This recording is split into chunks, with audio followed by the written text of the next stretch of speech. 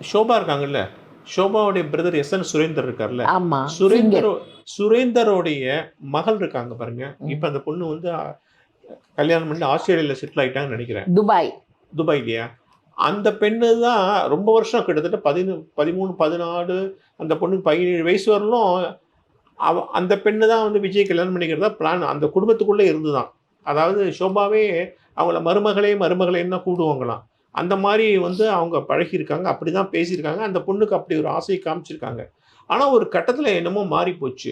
அப்படிலாம் அது உறவு முறையில மருமகளேன்னு சொல்லுவோம். நம்ம அத்தை பொண்ணு, மாமா பொண்ணு அப்படியெல்லாம் சொல்றது. அ. அதாவது நம்ம வந்து எனக்கு தெரிஞ்ச ஷோபா அவர்கள் எப்படி என்றால், அவருடைய மகன் என்ன விருப்பப்படுறாரோ அதை செய்யக்கூடியவங்க. இந்த படிப்பு படிக்கிறியா? அந்த படிப்பு நீ எடுத்துக்கோ.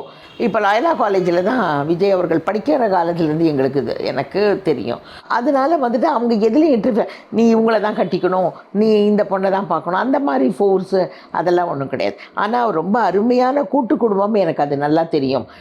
சுரேந்தர் அவர்களும் ஷோபா அவர்களும் வந்து ஒன்றாவே வளர்ந்தவங்க. அந்த காலத்துல எல்லாம் அவங்க ஃபேமிலியே பாட்டு சிங்கர்ஸ். அவங்க எவ்வளவு குழந்தை பாடகர்களாக சுரேந்தர் அவர்களும் ஷோபா அவர்களும் சினிமாலே எவ்வளோ பாட்டு பாடியிருக்காங்க தெரியுமா? ஆமா, ஆமா. ஒன்றாவே பாட்டு கற்றுக்கிட்டு ரொம்ப பாசம்.